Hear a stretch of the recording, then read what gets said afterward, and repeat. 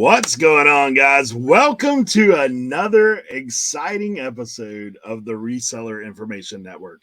If you're just tuning here for the first time, man, you've got 25 other episodes you can go back and watch of us and talking about reselling, talking about tips and tricks for all kinds of categories in the reselling community. Today is going to be super exciting because we've got some great episode spots that we're going to be doing. First up, we have Cernoch's connection. If you guys do not know Cernoch, he knows a little bit about a lot of things, and he knows a lot about a few things for sure. So one of those things is Whatnot. Today, he's going to be talking about Whatnot cross-posting brand new element. So stay tuned for that. Leroy, guys, Leroy is a wild card like you would not believe. Like, most people know him for tools, but this guy is doing some treasure hunting in plain sight. Things that you've probably walked past 100 times at every sale and never realized they had value. Stick around to see what he's got in store for us today. It is awesome. It is something that I know that I could go out picking tomorrow and find somewhere on that trail and probably get it cheap. So stick around for that. Tim, guys, we know Tim, man, he's got his hands in all kinds of pies all the time. One of those things that we know Tim knows really well about and is integrated in the community of sports. So today, Tim is going to show you how to value hunt, how to go in and the things that should be more, but hey, they're sitting here and there's a deal to be had. And he's going to show you how to find that deal when it comes to sports cards, even from the pros. So stick around for that part of the episode. We are so happy to have you guys with us today. I did want to share one comment, and before we get too deep into this show, we do want to show love and appreciation for all those who leave comments in down below. Mike G says, misbehaving Leroy is my favorite Leroy. So Leroy does we have to do something every now and then with Leroy. But Joe Deal says, the manager at my booth has been working the last couple of years to make sure that each community in this area has at least, if not one, but at least two community sales days a summer, which is awesome and a great idea to do. The Highway 70 is supposed to run from Memphis to Nashville. Not sure how good Memphis is, but Camden to Nashville, it definitely is good. He said he's hit it up for the past couple of years, and traffic on the road, it's kind of tough, but there's a lot of trucks. So for him, he's like, man, if anybody comes out this way, give him a holler if you're out at the Highway 70 sale. Yeah, I will shout out some friends of mine, Garage Sale Nation. Guys, if you're looking for one of those yard sales to go to that travels throughout the states, go and check out Garage Sale Nation. They have all of those sales combined in one place on their Facebook group. Speaking of Facebook, we have a Facebook group, and we're actually going to start doing stuff with it. So come in and be one of the early members to come in on the Facebook group. You can come. It's absolutely free. Come and hang out. Drop your questions for us there. You can also watch some of the videos that we put out and produce through YouTube as well. So thank you guys for being here. I want to jump right into a subject that we all dread. I'll just be honest. As someone who has been in business for themselves, for myself, going on 15 years, not in reselling, but just in business for myself, like working for myself, not working for somebody else. So, there's this thing that happens. It used to be April 15th. This year it's actually April 18th. You got 3 extra days, but tax time is something we all kind of like, we know it's coming. And then we're like, oh man, it's like you can almost hear horror theme music in the background coming your way. Like, dude, like Jaws is in the ocean. He's coming for you. But, we have some friends that have been on the show that we have an episode with them, Paul and Faith from My Reseller Genie. Guys, if you have not looked into their program, it is a great way to keep yourself organized. So when tax time comes, you literally can just send your stuff to the accountant. Like, hey, I've got it all. It's all right here. Or if you're one of those guys that you're like, you know what, this is easy enough. I can do it myself. But you've got everything organized in one spot. I can tell you for me, I used to be the guy that was like, man, I've got shoe boxes full of papers and I don't really know what's what here. And you drop that off at your accountant and you're like, oh, they're looking at you like, are you kidding me, guy? Like, it's kind of like the guy who sends you an offer and asks you 500 million questions, like that kind of guy that you're talking about. It's like, man, you're probably not going to buy this anyway, but yet you want to go measure. Can you measure from the toe to the hem of, this shoe, like weird stuff like that? You're like, man, this guy. You don't want to be that guy walking into your accountant and say, here's my pile of stuff, figure it out. Like that's not what we want to be. We want to be a little bit organized. So my Reseller Genie actually dropped some new features. I mean, this is hot off the presses, just dropped it. So one of the things they're constantly doing is integrating new ideas, new things. When it comes to my Reseller Genie, they are continuously integrating with eBay. And the reason being is Faith is actually a reseller. She's been reselling for a little while now. Her husband's an accountant, Paul. And these guys, man, what a great team when you've got an accountant that knows the ins and outs of the law. And then you've got a reseller, because we're a special breed ourselves, right? Like we think a little different than other people. We got a little different mindset going on. So to be able to combine both of those, here's their 4 new updates. I just want to take some time to share with you. These, you can find my Reseller Genie in a link down below. You can save 15% off your first month if you go and check that out. The first thing they said is sales now come in automatically instead of having to go through an approval process. They actually drop right into the My Reseller Genie bookkeeping app.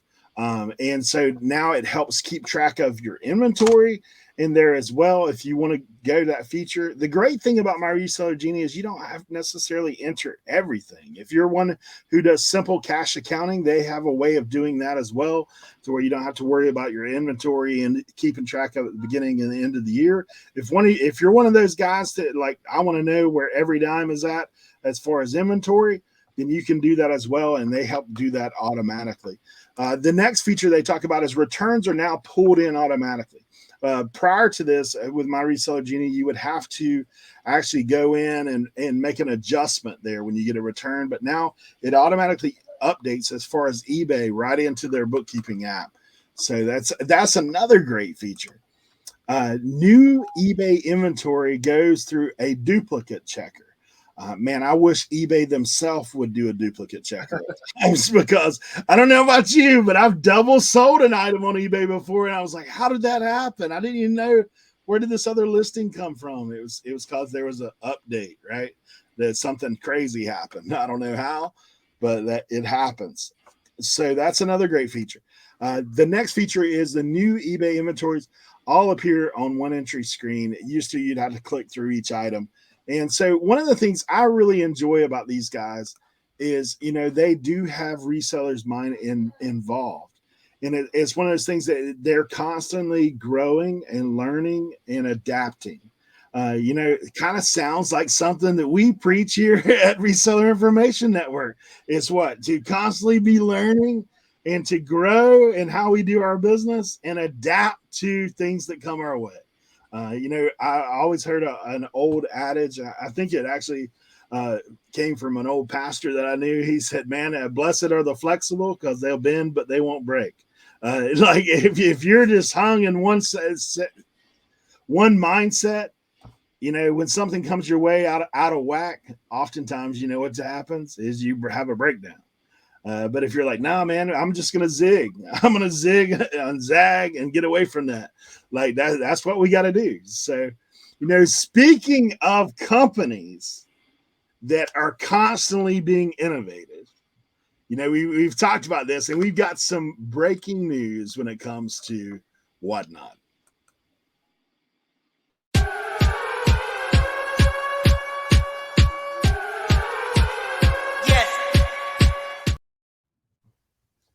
Breaking news from Whatnot. Okay, so check it out. You've always been able to do listings on Whatnot. So Whatnot's not only live selling, but they have a marketplace as well. Their marketplace started out with Funko Pops and baseball cards, football cards, but now they're opening it up to anything. And I want to show y'all this really cool feature they just added. So if you have a Poshmark store with stuff in it, especially clothing, okay, because I'm a big clothing seller, did a bunch of big clothing, hats on Whatnot, clothing, hats, vintage shirts, you name it, we've done it. Now you can add those to Marketplace, and I want to show y'all something really cool on the Whatnot front. It's pretty easy now. There are a few little bugs, so but they're working on it. I've already told them, hey, check this out, and they're already very receptive. Whatnot is a very receptive company to new items and new things. So, but let's go ahead and check it out. All right, so now in Whatnot, okay, let's say, okay, this is where your seller hub. But if you want to get out of Whatnot, and we'll go see all the cool things. So let's click on. You can go to Whatnot. All right, so you're in the Whatnot. So here's all your live auctions. Okay, we got action figures, sneakers, shoes. If you haven't been on Whatnot, definitely check it out. But for sellers, if you have a Poshmark store, you can go to your My Listings right here, seller under My Listings, and it brings you up to this right here. Okay, what we were looking at before. Now, you'll see that I've already done a few listings here, okay? I've already done a few listings, probably 120 listings, but I want to show you how to import. So if you go up to create listing right here in the blue, okay, off to the side, you'll say single listing or bulk import. Now, your single listing, if you do it, you can do photos and all that stuff like that. But if your bulk import now has import from Poshmark, which is really, really cool. So what you do is you hit the Poshmark. Now it's going to ask you to put your user name in there. So we're going to put Cernoch 79. So if you're looking for me on Poshmark, find me Cernoch 79 on there, and we're going to review import. Now it's going to pop up this screen saying we're crunching the numbers here, okay? And that's where it's pulling in all of your Poshmark listings, okay? Now, again, is it perfect? No, but it's giving you a chance to bring in your Poshmark listings, which I find is really, really cool because I sell on eBay, Poshmark, Mercari, Grailed, Whatnot. So, all these places, you can choose from. Now, here's perfect. Now, look at that. Now, y'all know me for selling hats. These hats up top were just listed on Tuesday's Listing and Loafing show. Okay, so they're showing up here, bam, right here. Okay, so what you do is, now you'll see select all right here, but then you can hit select none. So that's what I like to do. I like to say select none, and then you can kind of go in there and say, because I have toys and shoes and all this stuff, but I'm gonna show y'all. I'd love to import these hats right here. So we're gonna highlight this one. This Ford trucker hat's really cool. This USS Lexington military aircraft carrier hat. I have a Harley Davidson Ford F-150 hat. Bike Week 2015. Dallas Cowboys vintage leather hat. I've got a vintage Pittsburgh Steelers logo athletic vintage leather hat. And this women's embroidery sunflower. So we're going to go ahead and import these 8 items. Now, again, this is a new tool that Whatnot has just put this out there. Now, I will tell you, this is a lot easier. You'll see how it's a lot easier than having to, all right, pull your photos again, pull your listing again, do all those things again just to import it into Whatnot. Okay, so I got the little success, and bam, there they are. Now, the only thing with Whatnot is you will see when you do import it, you will see sometimes your pictures. Now, it'll take the first 5 pictures from your Poshmark listing, importing it this way. Now, sometimes not always, it won't always have the hats at the right angle, or Like you can see this one right here. Okay, this one right here. We're gonna have to go ahead and fix that. Now, unfortunately, as of right now, through the through like on the computer. So I'm doing this all on the computer. Through the computer, you cannot do editing your pictures, but on your app you can. So all you have to do is log into your app, find your listings that you would want to edit, okay, and say that bike week hat, okay, that bike week hat that we did right here. I'm gonna select that one right here, okay, and then I'm gonna go ahead and edit it on the phone. Okay, so I'm gonna edit it, and then it allows you to rearrange your pictures in the way you want. Now, again, doing this is a lot easier than doing it. You know, I wouldn't be cross-listing to whatnot right now if it wasn't for the import thing. So it's so you're gonna have to go on the app, change your photos, make sure everything's right, and then once you're done, okay, I just changed a couple photos, hit next, and save it. And then once you go back to your whatnot and refresh it, you'll see that the bike week hat right here, bam, it's all set and ready to go. Nice. So I think this is a really, again, it's a really good tool to use if you have a a following on whatnot, you're doing shows and whatnot. And the really cool thing too is once you get these all listed, say you have all these Poshmark listings that you're like, hey, we're gonna do a whatnot blowout show. Okay, I'm gonna take all these hats that I've listed, and I've got them in the marketplace. Now what you can do is you can schedule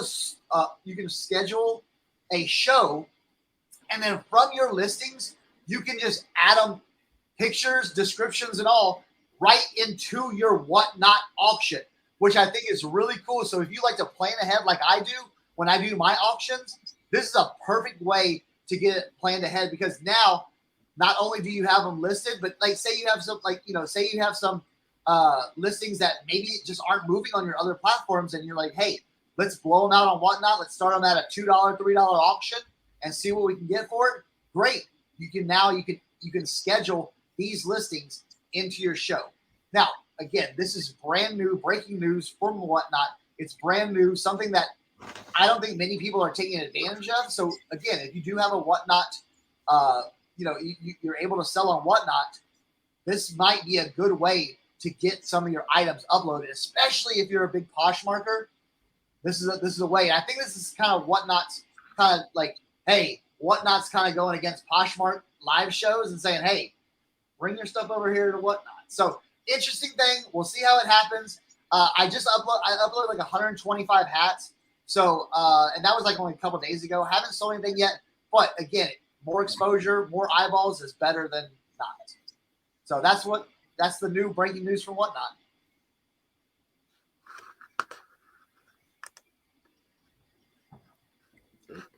I was trying to move something over.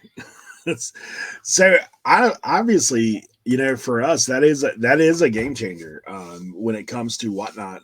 Like it's kind of interesting to me because Poshmark's kind of done the reversal, right? Like they used to be just a marketplace. Now they're trying to get into auctions. eBay went from being a online auction to now more a marketplace type situation. And now they're talking about it going live. So whatnot's actually just kind of flipped it on its head and said, hey, we're gonna approach this from a different way. I know, Tim was one of the first guys that I ever heard talking about whatnot. And he talked about it early, and Cernoch got on early, and I tried to get on early, but they just, I don't know, they whatever. They were especially early. Yeah, but we eventually got on there.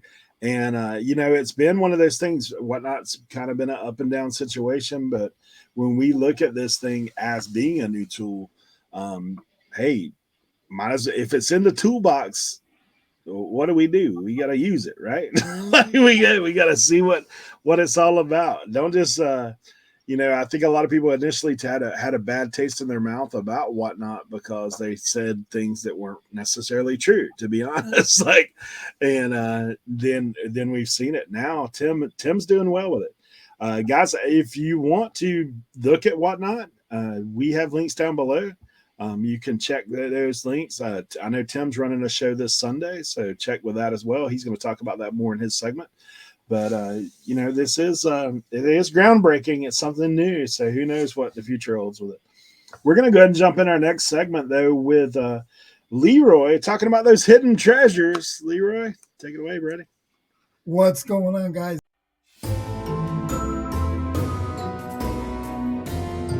Listen, sometimes you need to grab the handle, open the door, and look around. Okay, if you don't look around and you don't, you might think, oh, everybody's doing an estate sale, or you're at a flea market, everybody's running to that box, or everybody's running over here to this shelf.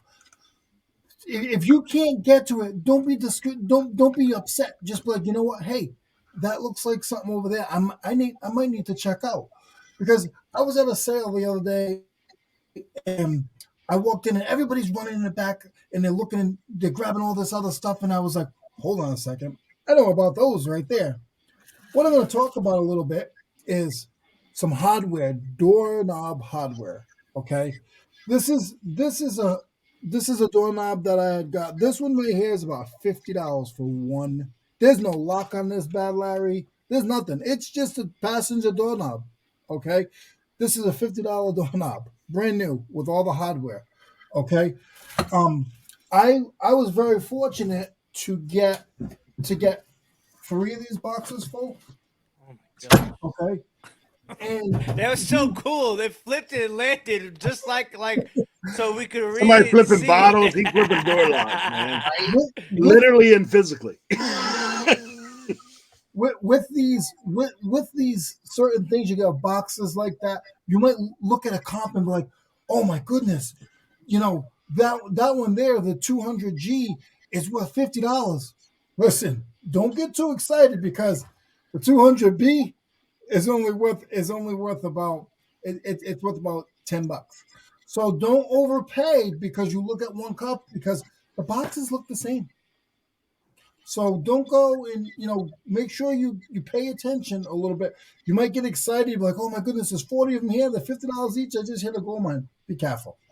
The other thing, make sure when you open up the boxes, if you're selling them and it's new old stock, don't assume that it's all there. Make sure that you check the boxes. I know it's a little time consuming, but check the boxes. Make sure it's all there. If you're not sure what belongs in the box, look at another listing. Look at somebody else's listing. It will show you what's in the box. eBay is cut and paste. It's simple. You just got to look around a little bit to see, what goes with that. I'm giving you guys all these different nuggets. I shouldn't even be telling you guys all this. I don't know what I'm doing right now. But, the other thing is, if we pull up the screen, we're going to pull up a screen here, and we're going to show you just some of the comps for some of these doorknobs, and you can see them right there. Two of them sold for over $50. If we scroll up a little bit more, there should be a few more listings in there. But if you look at my listings, the way I do my listings. So if you look here, I have it all laid out so they can see what pieces they're going to be getting inside of the boxes.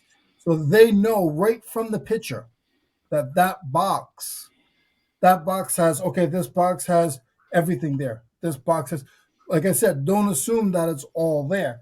When you look at certain things like this, you want to make sure, you look like, look how fancy this looks. So if it looks a little odd, it's probably going to be worth a little bit more money. That's what the plain doorknobs, they're not worth a lot, but the ones that are a little fancier, those are the ones that are worth a little bit more money. So when you're in these estate sales, like I said before, don't be upset because everybody's running to all the good stuff, because I got a little gold mine here. I paid, it was like $38 for 52 boxes of door hardware. I got like $600 here. Is it going to sell tomorrow? No, but it's going to sell through time. The other thing I'm going to mention to you guys is, even if it's only worth $8, put them together. you get a box. Say you know you have 20 of them, so you can either do them evenly, or you can do them. How many you can fit in the box that you have. Like, just use common sense. So I took 5 of them. I'll put 5 of them together. A lot of these people that get this kind of stuff, they do vintage house restoration. So they want certain rooms in certain parts of their house to look like it did when it was their grandmother's, when they were growing up. So to you and I, you're like, who wants doorknobs? Like, I don't want this doorknob from 1972. Well, they do. They want it. People redo old cars. People redo old houses as well. Like, don't let Boo Boo the Fool get you, because that's kind of stuff. People are into everything. They're not just into hats or golf clubs. Some people, they want the house to look a certain way or a certain room. So you have 5 or 6 of them. You put them together. Now that put them together, you just got a $60 lot. So of course you're going to sell something for $60. So Right? just all that being said, guys, I'm getting excited, so I gotta slow down. But all that being said, guys, pay attention to the nooks and crannies. Okay, pay attention to areas that it's in plain sight. Like Eric said in the beginning of the video, it's in plain sight, but your eyes don't see it because your mind doesn't see. Your mind's thinking where everybody else is going, but your eyes are looking right at it, but you go right by it. Don't do that. And if you have any questions, make sure you put the information down in the comments for me or any of the guys on that side, one of those sides over there. Put it for the guys, and we'll make sure that we try to answer your questions. And that's it, guys. That's all I have. I'm all locked up. I got to shut the door, grab the handle, and close it. See you later. There you go. Leroy, I did have something I wanted to just make mention of, because you mentioned this earlier when we were in listing and loafing. Guys, you can join us from 9 to 12 on Tuesdays here on this YouTube channel. We'll be live answering any questions. But Leroy mentioned earlier today when we were talking about the idea of locking up especially these passageways, the ones that don't have the locks on them. Like, people, like, think about how many rooms you have in your house with a door. Like, a lot of people do want bedroom doors, but the passageway doorknobs typically are for closets. So, like, if you got a 3-bedroom house, you need 3 passageway doorknobs. Like, that's ideas that he talked about with us earlier. Is like, hey, let's lot up 3 or 4 or 5. How many closets are in your house? Like, that way, that one person just bought them all in one spot and they're good to go. So, Leroy, when you list these things, I mean, I know you've talked about lotting them, but do you list, like, these are the kind of things, multi-quantity? Are you messing with that? I actually don't, guys. If you notice, I have little numbers here. If you guys know me, I put little numbers and ounces and stuff on my tags. Every single one of these, there's not every single one singly, but whatever lots I do, they're all different. This box is damaged, so I don't want to take a picture of a product that the box isn't damaged and say, oh, that's what you're getting. No, because you're not getting that. You're going to get this one with the bent box. If you don't like it, hey, don't get that one. Get the other one. See ya. But I make sure that I do mine separately. You can do, like Eric said, you can do them in quantities. You got 8 of them, whatever. I personally, on used stuff, I don't suggest that. But everybody has their own opinions. So, Eric, that's what I do. Is I actually do them all separate, and what you're getting a picture of is what you're buying. There you go. Good. So next up, we do want to kind of, obviously, we thank you, Leroy, for sharing those nuggets, because, man, those things are, it is things that most people would not look at. I'll just tell you, I sold some Leroy Specials over the weekend that I probably would not have. I actually sold some open-ended wrenches. I didn't tell him about this because I didn't want him to think I was holding out on him or anything. But these open-ended wrenches that I actually did put several together. Now, he has told me when it comes to tools like sockets and things like that, you need to do that. But these little open-ended wrenches, they didn't sell for a ton of money, but hey, I got them for free. So it was all good money. And then cord. actually Mason's line, which is like markers you see wrapped around. Sold a mega box of that for like Tim 100. has some of that in his backyard right about now. Yeah, he does. Yeah, he does. The Right. Mason lines. Maybe there's the guys that bought it. That's what they got going on. They rent out. They're over at Tim's house working.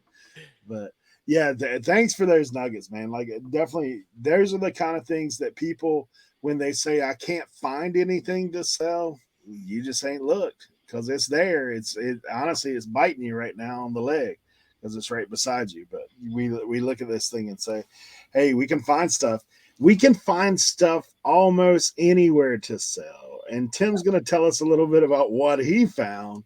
And if we're looking through the professionals' discard boxes, pretty much.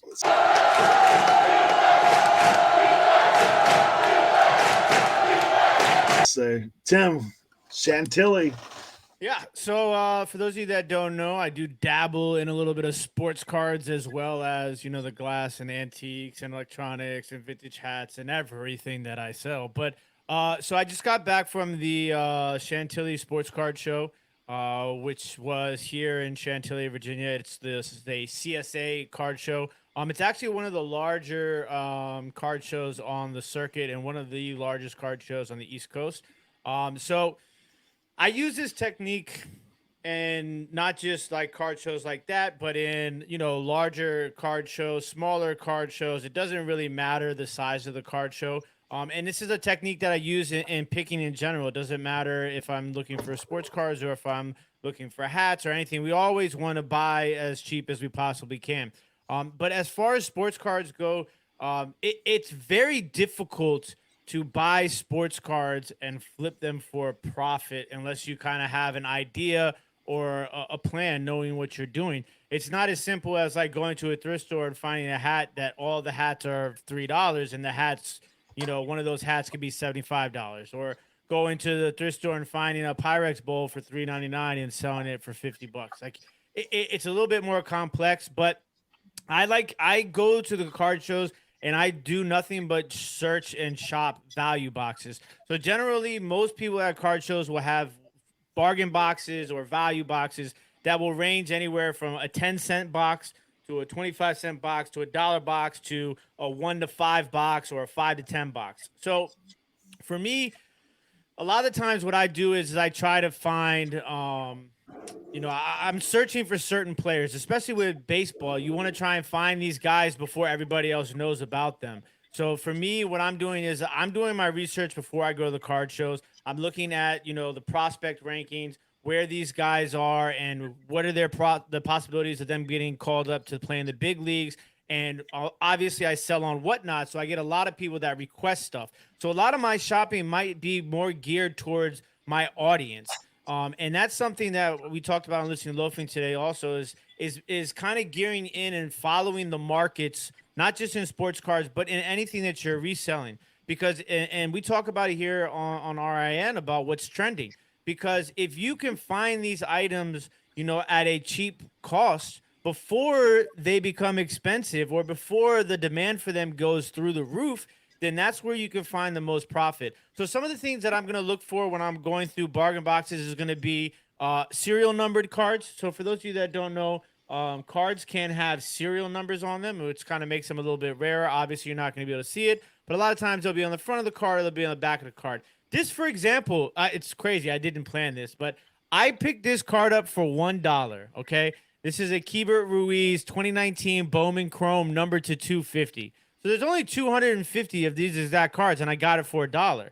Now, generally what I do is I same technique as if I went to a yard sale or I went to an estate sale, is the bundle deal. So what I'll do is I'll shop a table or a booth, and I'll just kind of put all these cards together, and then I'll hand it to them, and I'll ask them, what's the best you can do for me? And then also it's about building up a repertoire with these sellers. So, like, I went to the Chantilly show. The Chantilly show was 3 days. I was there from open to close on Friday. So I got there. I was there from 1 o'clock to 8 o'clock on Friday. Saturday, I was there from 9 o'clock to 5 o'clock. Sunday, I was there from 8 o'clock to, from 10 o'clock to 4 o'clock. So I went to the same tables that I went to on Friday. I went back on Saturday and I went back on Sunday. because what happens is that they know me now. They because I have the conversation with them, you know, and I built up a friendship with a couple of guys, and it was awesome because they ended up being really cool guys, and they worked with me. They gave me a good deal. They made money. I have room for profit. So the thing is, you want to look for colored cards like parallels. You want to look for serial numbers. You want to look for rookie cards. Another tip too is if you go to a table and you see 90% football, but then they have a box of baseball, there is a very good chance that you're going to find some gold in that baseball box because this seller is geared more towards football. So they're not going to know every single baseball prospect. They're only going to know the biggest of the biggest names. So you can find some absolute gems that way. And that works vice versa with any sport. If you go to an all baseball table and they have a box of football, an all basketball table and they have one small box of football. So those are the things you want to look for when you're kind of sourcing these lower end cards. Because what happens is if you go to these booths and you go shop the showcases, 95% of the time, there's not going to be any wiggle room for you as a reseller. As a collector, it's fantastic. As a long-term investment, it may be good. But as a flipper, like somebody like me who's buying these singles and selling them like within the next couple of days, there's no room for me. But if I can get a $1 card, and what I do is I lot up all my cards at the end of the day, and I put a total on that amount, and then I average it out to a per card cost. So, for example, when I went to the show, I did the first day of the show, I bought 214 IK. No. All right, so when I went to the card show, right? The first day I bought 214 cards, okay? I spent a grand total of $558. So that equaled to $2.60 per card. Okay, so some of those cards were $10 cards. Some of those cards were a $1 card. I generally never spend more than $10 per card sticker price. Obviously, like I said, I like to lot everything together at the end of my day to figure out how much I spent per card. So the second day I bought 170 cards. I spent $375. That came to an average cost of $2.20 per card. On my last day of the show, I bought 124 cards for $120. That came out to an average of 96 cents per card.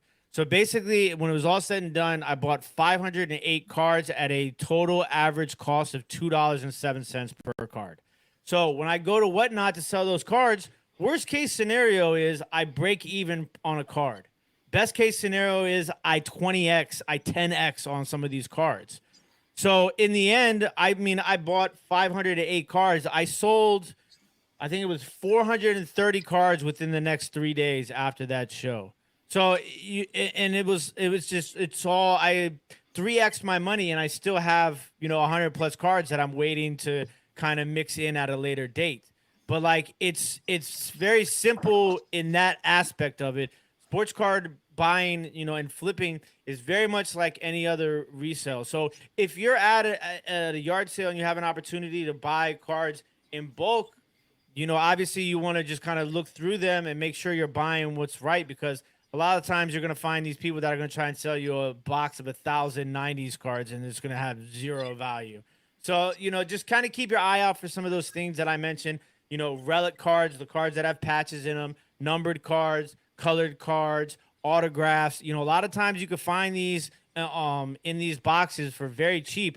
And the thing is that you go and you, not even just Whatnot, if you go on eBay, you're going to have 1 million people on it. Everybody at the show might not be interested in a Joe Schmo autograph, but somewhere out there, there's a big Joe Schmo fan, and he's going on eBay to search Joe Schmo autograph, and he finds a Joe Schmo autograph. He's like, nobody ever has this, but this guy is selling a Joe Schmo autograph, and they get very excited and they buy it. So it's very similar to everything else we do with reselling. Just study the markets, do your homework, buy smart, listen to your customer base. All of those things will help you when it comes to sourcing sports cards, especially value boxes and bargain boxes at these card shows, whether it's your local card show or your local card shop or the biggest card shows on the block. It doesn't really matter. There's always going to be value boxes at a card show. You will never go to a card show and not find a value box. So hopefully that's helpful to those of you that watch this show and flip sports cards. And even if you don't flip sports cards, this sort of technique and idea and method can be applied to buying and reselling anything. So hopefully that is helpful to those of you that are watching. And I will be doing a big special whatnot sale this Sunday. What's the date for that? I think it's the 16th, I believe. Yep, 16th. I will be live on the 16th on Whatnot. You can find my link below. I'm going to be doing a very special event. Let's just say it's going to be very gold. It's going to be a lot of gold. It's going to be pretty fun. So come by and check that out. You guys can kind of get an idea of how I run my sports card shows on Whatnot. There you go.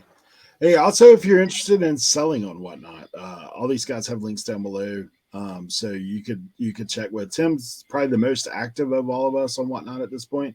Myself and Cernoch have took a hiatus for a second, but we're coming soon. We have a big event coming soon with all of us on Whatnot. So even Leroy, we're gonna make it Leroy a little FaceTime on a little Whatnot show. So stay tuned. More details will follow about the Whatnot show.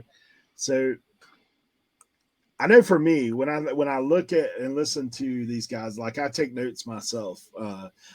Oftentimes when we get together, we all are logging things in the computer there, and just trying to make note. So for me, like Tim said, when you're outsourcing, there's the various ways to source, and one of those ways is look for something that ain't like the other. I know for Tim, like when I first started talking to him, it was glass. We talked about glass, and he's like, look, if you walk up to a table of glass and you've got clear glass and then you've got glass with color, always look at the colored glass first. Like, and then the rarer the color, the more valuable it is. The same is true with sports cards. Like if it's something that there's only a few of, then that's where you're going to find your value. Same with Leroy talks to us about tools. Like look for the odd looking tool. It works out. Automotive tools.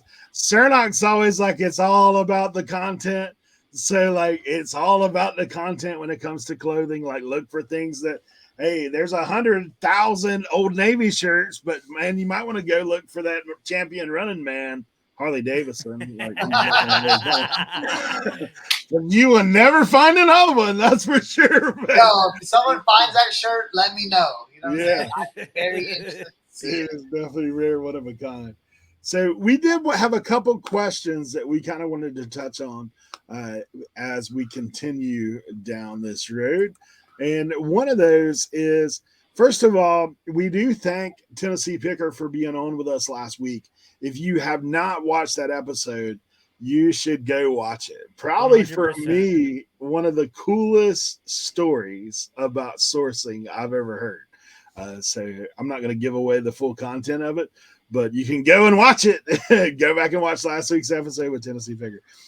Grams and Pop Vintage says, great episode, guys. Love hearing about Kevin's story or journey. Some of what he said got me thinking about reselling as a business in a new way. One thing that makes business work well is a barrier to entry that keeps others less ambitious people out of the business.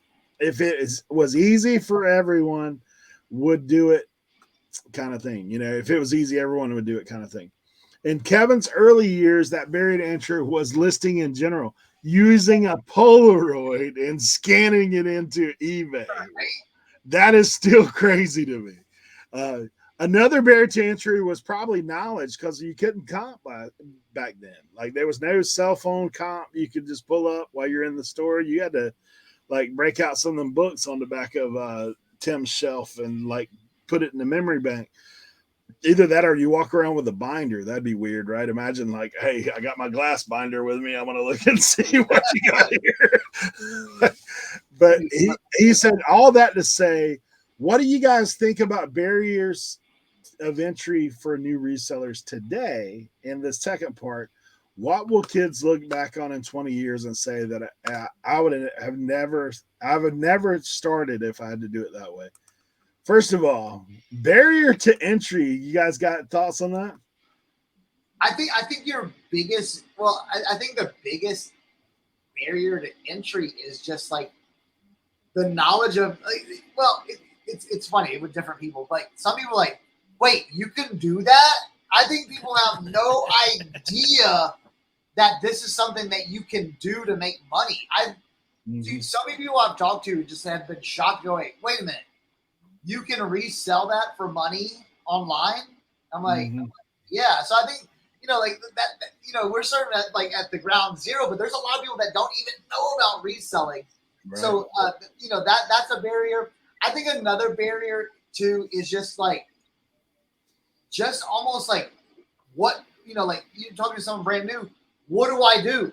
That I think that may have like the biggest, and you say, well, start with your closet and start. I think it's just like growing with it and loving to do it versus having to do it is I think the biggest barrier for some people as well. So, Tim, what do you think? For me, I think a lot of the barriers has to do with like character traits. I just think that people expect things to be easy. People expect things to be done for them. They think it's just going to be plug and play. And I think that some people, we talk about this a lot of times. It's like, it's okay to not resell, right? Like, everybody is not built to be a reseller. And if you're a part-time reseller, it's a lot easier than being a full-time reseller, obviously, because, there's a lot on the line. But I think people's inability to adjust and adapt, I think people, who don't have thick skin, stuff like that, where you can get easily offended and affected by things not going your way. I think the lack of hunger, work ethic, those sort of things. Like you have to have all of that stuff. And I think not everybody is built that way. So I think what happens sometimes is some people see the easy side of reselling and they're like, I'm going to be a reseller. And then they go to do it and they're like, this sucks. And next thing you know, they're selling their eBay inventory on Facebook Marketplace. So it's that's what it is I think that, it's interesting because it's easier now than what it was for Kevin, but because of the way that society has evolved technology wise and things like that, I think people have taken for granted some of these things. And I think that they're expecting things to be as easier than they already are. And they don't understand. It's almost like you have to be like, when I was a kid, the story that your parents told you, we used to walk 6 miles in 6 feet of snow with no shoes, and you're complaining about some sleet on the ground sort of situation. So yeah, I think that that's one of the biggest obstacles is wrapping your head around that. Yes, this is fun, but this is work. And so obviously for us, it doesn't feel like work sometimes because we enjoy it so much, because we're having fun. But in the bottom line, it is work. I think that's something that's hard for people to grasp. I think once you can grasp that, understand that everything's not going to be boom, bang, boom, bang, bang, bang. And it's not going to happen overnight. And you're going to have a day where you don't sell anything. Don't just be like, oh, I'm done. I quit. It's over. I haven't made a sale in 3 days. Just, those are the biggest obstacles right now. There you go. Leroy? Can you guys hear me? Yeah. Yes, sir. No. You're clear. You're good. Sorry. So some of you guys might not know this, okay? I don't think most of you guys on this panel know this. But besides tools, I also have a love for radial control cars. I used to race, not pro level, but the pro cars, 10 scale and 8th scale cars. And I used to see these guys come in and they would say, money, money, money. They would think because their mom and dad had all this money, that the money was going to make them a better racer. The money is not going to make you a better racer. If you have more capital than me coming into reselling, that's not going to make you a better reseller. That's going to make you overpay for stuff that you should be buying less. If you have less money, you're going to pinch, and you're going to be like, oh, you know what? I can't buy that because I don't have that much money. And so the little story in the beginning was just to explain to you guys, just because you have more capital or more money that you can spend getting into it, be careful, because that doesn't mean you're going to be a better reseller. that just means you can buy more expensive stuff. But that also means you can mess up a lot. You can mess up. Yeah. You can, like Tim said, people selling on Facebook and they want $20 each item because they paid $25 for it, and it's only worth $3. So be careful. If you have more money, doesn't put some aside. Put some aside and just hold it until you know that money's coming in. Because I see people, it's tax time. I see people that get money back and they're like, oh, I'm gonna go buy a storage unit for $1,800 and it's not worth $8. Like, just sorry guys, just saying, so the way I run it is these guys will all tell you I have a budget. And when we go out together, I might go somewhere and I have $600 for the whole weekend. But I budget myself because I can't overspend if I only have a certain amount. Am I missing out on good sales if there's a sale I go up to and there's a 300? Yeah, I might be, but I'm not going to put myself in a bad spot. So money could be very crippling when it comes to reselling in my eyes. Don't go and try to throw all this money into it until you really know what you're doing. That's good stuff. For me, when I look at it, like I take a little bit from everybody, like a lot of people do have fear, would be one of those things, like, and a fear of the unknown, to be honest, like, cause it is a bit of a risk, when you get involved with reselling, because like, we always talk about, no, I don't think anybody should like all of a sudden just say, I'm just going to be a full-time reseller without any thought put in it, and without any knowledge, and without, like, even if you have money, like you can lose money in any business venture if you don't know what you're doing. Like I see guys buy restaurants out here all the time that in a year they're out of business because like they think they can pay somebody else to do it. Like one of the things that you will find in reselling, we're all one-man band guys. Like we do this by ourselves, for ourselves and our families. But like when we look at this thing and say, hey, this is how it is, and that that's on you. So I think some people's barrier for entry is more about the fear of unknown. The idea that, hey, I don't know like how this is going to work, how it's going to turn out. The good thing is you can gain knowledge. Look at obviously respectable input as knowledge. Really, I'll just tell you the number one tip is watch Reseller Information Network. Like, that's how you learn. Like that's one of the things you can learn. And we're open to any question. I know there are other good YouTubers out there. We had a great guest last week. Tennessee Picker is a wealth of knowledge when it comes to that. We've got other friends of the show that we've had on and some we haven't had on at this point. If you go back and watch any of our episodes, I will tell you this, all the guests that we've had to this point are people that know reselling. They may know a niche of it better than they know something another part of it, but like they know reselling. They know how to do this thing. They know how to go about it. Like all of us on this panel, there are things like every time we get together, whether it be Tuesday or for listing and loafing, or whether it be these episodes, every one of us are sitting here like sponges, right? Because we're waiting to see that next little nugget. And then when we go out to source, we're using that information, or when we're listing, we're using that information, or when we're figuring out how to price items, we're using this information. So for us, like the great news, all the barriers you have other than your motivation, you got to figure that out for yourself. Like I can't do that for you. Like Tim can't do that for you. We can say, let's go, we can yell at you. We can say, hey, let's do this thing, but end of the day, you got to put the work in. So like a lot of people, barriers are fear or work or money or all these things. But honestly, barriers a lot of times for us is excuses, really is what it boils down to. It's just an excuse for not hitting it. Like, like let's go ahead and do it. So my encouragement for you is if you're feeling down or you've got things that you're looking at and say, man, I just can't figure this out. Like ask a question. Don't be afraid. Now, I will tell you there are other parts of reselling community where you may ask a question and get brutalized.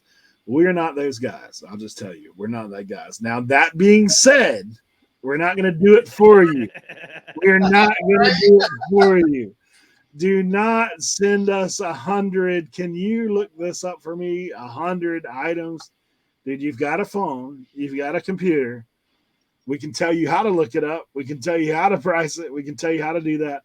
Now, Tim, Cernoch, these guys, Leroy, even myself on a lesser degree, Google image, guys, use it. Yeah. It's a friend. It can be your friend. If it's something you can't find on there, shoot us a picture. We'll try to help you out. But like if you can look it up on eBay, if you can look it up on Google Image, use it. Use it. It's just it's a tool we can use, and it's free. So there you go. All right. We had one other question, and I'm going to kind of cover this one briefly because. Wait a minute, Eric. That was a two-parter question. We didn't even Yeah. What do you think they'll say in 20 years? All right. So I have a perfect one for this. I always joke around my kids because they'll be like, Dad, you were using a phone? Come on, Dad. You actually had a physical phone where you had to like push it and like touch it and stuff like that. Let me do an eBay listing real quick, Dad. And done. Okay, your eBay listing is done. Photos and everything, but you didn't even look at the. I looked at the hat. I took the photos with my, retinal implant or with my, smart glasses. So that's where I think it's going to be kind of heading. You know what I'm saying? Or even like, I think about like, well, how is eBay listings going to be easier? It might be where it might be just like where it's like AI. Like an AI, like, hey, you load in your photo. Think about this because this might be right around the corner.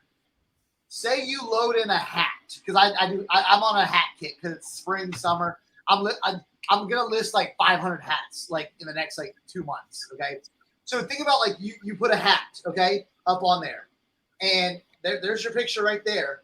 It's gonna be like it might be like the AI might be like, hey, that looks like a according to the text, is Run the Jewels, and it's gonna. Oh, that's a hip hop group. It looks like you're selling a Run the Jewels hip hop rap trucker hat, and it'll be like, hey, here's all the information we think this is. Click what you think it is, and then you click it and it goes.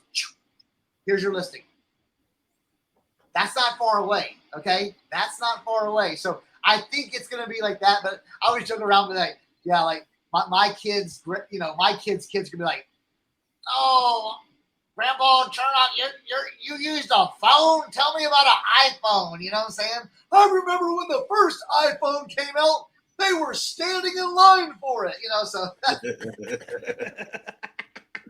you got to bring a computer with you in the back of your truck. Yeah. Exactly.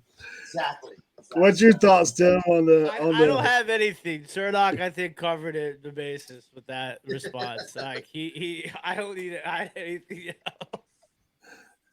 I know Leroy's got some other.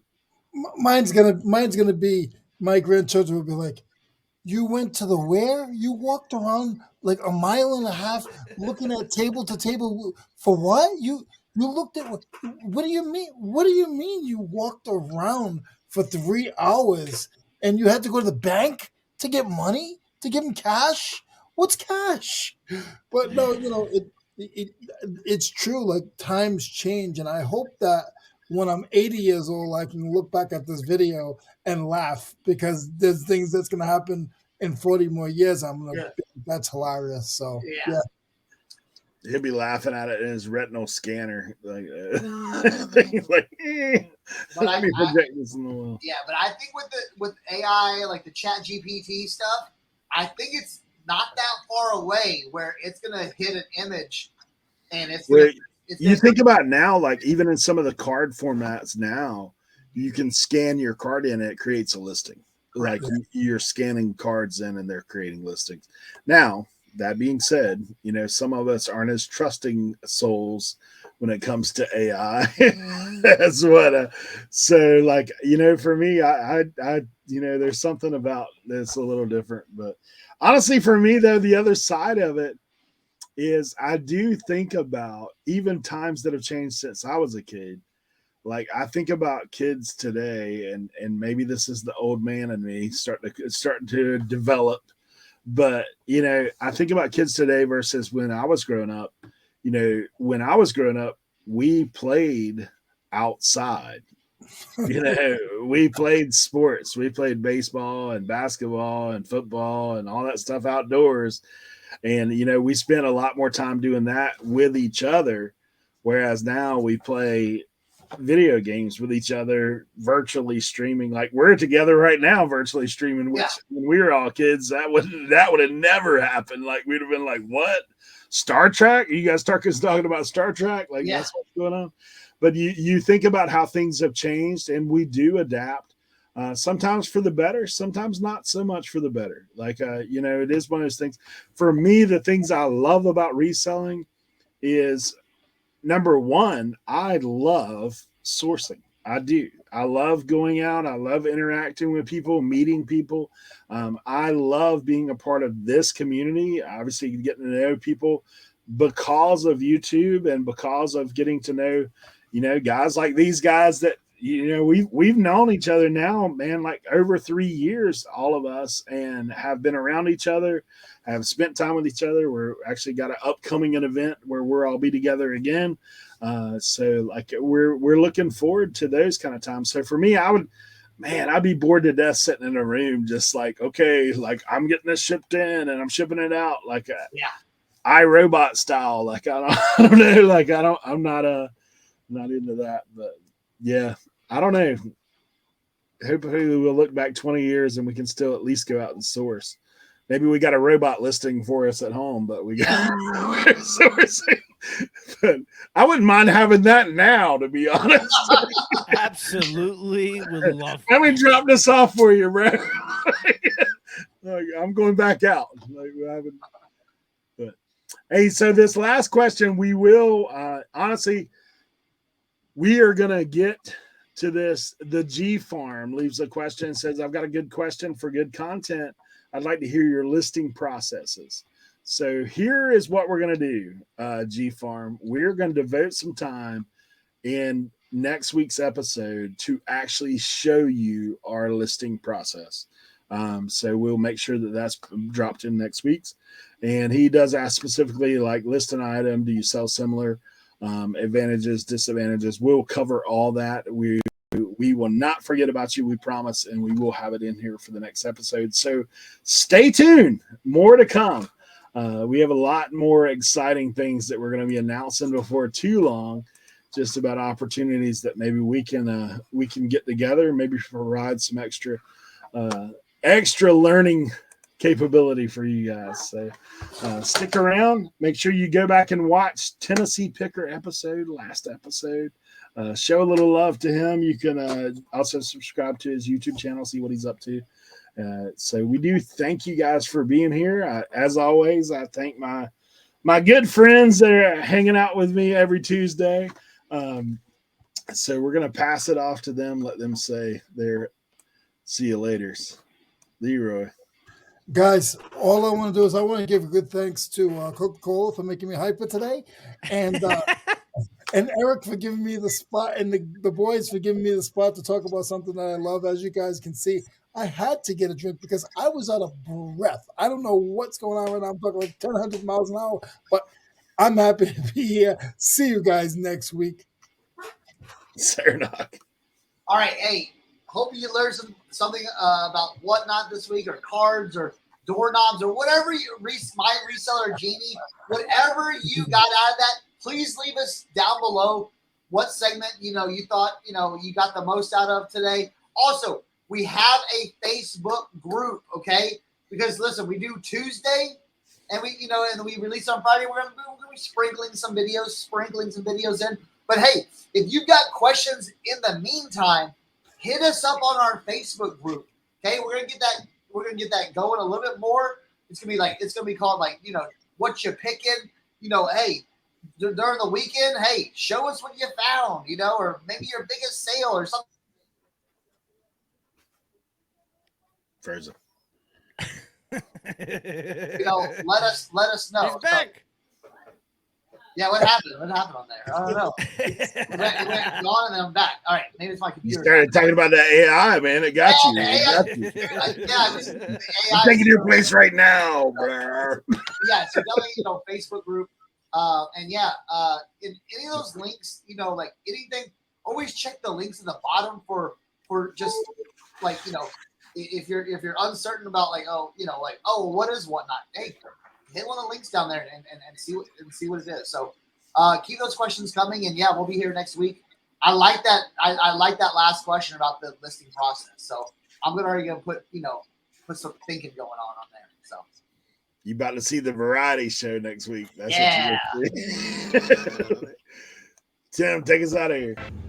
All right, ladies and gentlemen, I want to give a big shout out to these three guys next to me. I mean, today was awesome. We touched on so many different things at so many different perspectives, and now like the Coke is flowing, Coca-Cola is flowing through our bodies as we listen to this music, and we are as excited as ever about Reseller Information Network. The things that we're getting ready to do, the things that we're already doing would not be possible if it was not for each and every one of you viewers who are watching us every single time we go on YouTube. Thank you guys so much. Do not forget to keep dropping those questions and comments below each one of these videos so we can continue to fill your needs for answers on what is going on in the world of reselling. Thank you guys so much. Big shout out to 7-Eleven. I just crossed 109,000 7-Eleven points for those of you that don't know that. And most importantly, ladies and gentlemen, do not forget to tell a friend about RIN, Reseller Information Network.